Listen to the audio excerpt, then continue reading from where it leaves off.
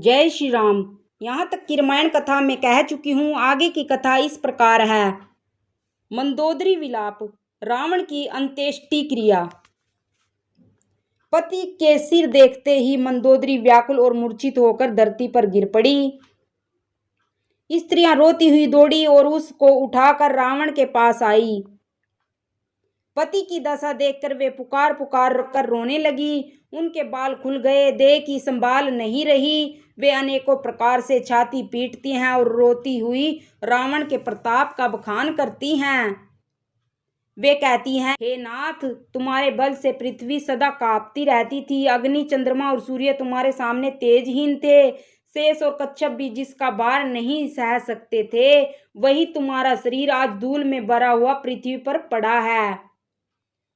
वरुण, कुबेर, इंद्र और वायु, इनमें से किसी ने भी रण में तुम्हारे सामने धैर्य धारण नहीं किया। हे स्वामी, तुमने अपने भुज बल से काल और यमराज को भी जीत लिया था, वही तुम आज अनाथ की तरह पड़े हो। तुम्हारी प्रभुता जगत भर में प्रसिद्ध है।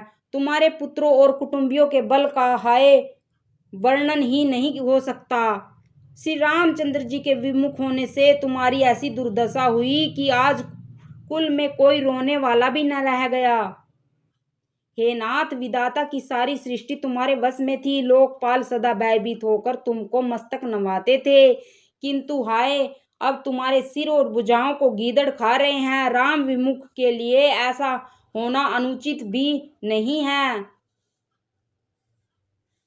हे पति, काल के पूर्ण वश होने से तुमने कहना नहीं माना और चराचर के नाथ परमात्मा को मनुष्य करके जाना। दैत्य रूपी वन को जलाने के लिए अग्नि स्वरूप साक्षात श्री हरि को तुमने मनुष्य करके जाना। शिव और ब्रह्मा आदि देवता जिनको नमस्कार करते हैं, उनका करुणामयी भगवान को हे प्रियतम तुमने नहीं भजा।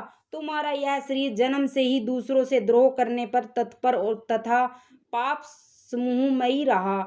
इतने पर जिन निर्विकार ब्रह्म श्री राम जी ने तुमको अपना धाम दिया, उनको मैं नमस्कार करती हूँ। आहा नाथ, श्री रघुनाथ जी के समान कृपा का समुद्र दूसरा कोई नहीं है। जिन भगवान ने तुमको वही गति दी जो योगी समाज को भी दुर्लभ है। मंदोदरी के वचन कानों में सुनकर देवता, मुनि और सिद्ध सभी ने सुख माना। ब्रह्मा, महादेव, नारद और सनक आदि तथा और भी जो परमार्थवादी के तत्व को जानने और कहने श्रेष्ठ मुनि थे, वे सभी श्री रघुनाथ जी को नेत्र भर कर निरख कर प्रेम मगन हो गए और अत्यंत सुखी हुए। अपने घर की सब स्त्रियों को रोती हुई देखकर विभीषण जी के मन में बड़ा भारी दुख हुआ और वे उनके पास गए। उन्होंने बाई की दशा देखकर दुख किया। तब प्रभु श्री राम जी ने छोटे भाई को आज्ञा दी। लक्ष्मण जी ने उन्हें बहुत प्रकार से समझाया। तब विभीषण प्रभु के पास लौट आए। प्रभु ने उनको कृपापूर्ण दृष्टि से देखा। सब शोक त्याग कर रावण की अंत्येष्टि क्रिया करो।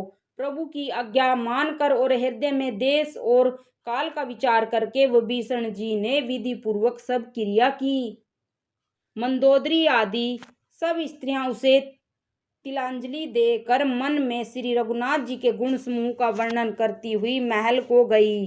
जय श्री राम।